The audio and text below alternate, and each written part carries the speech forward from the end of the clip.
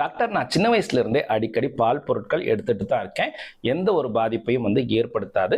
ஆனா கடந்த 3-4 மாதமா பால் பொருட்கள் எடுத்தா எனக்கு கொஞ்ச நேரத்திலேயே வயிற்று வலி இல்ல வயிறு உப்புன மாதிரி இருக்கு. இதற்கு என்ன காரணம் அப்படின்னு ஒரு நண்பர் கேட்டிருந்தாருங்க. இது செகண்டரி லாக்டோஸ் இன்டாலரன்ஸ் பிரச்சனையா இருக்கலாங்க.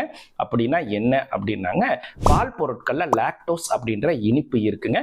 இதை முறையா ஜீரணம் செய்யணும் அப்படின்னா சிறுகுடல்ல லாக்டேஸ் அப்படின்ற என்சைம் உற்பத்தி ஆகணுங்க.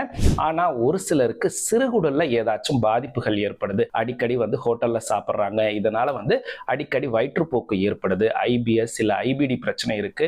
இல்ல இவங்களுக்கு சீலியாக் டிசீஸ் போன்ற பிரச்சனைகள் இருக்கு அப்படின்னாங்க, இவர்களுடைய சிறுகுடல்னால முறையாக அந்த லாக்டேஸ் என்சைமை உற்பத்தி செய்ய முடியாதுங்க.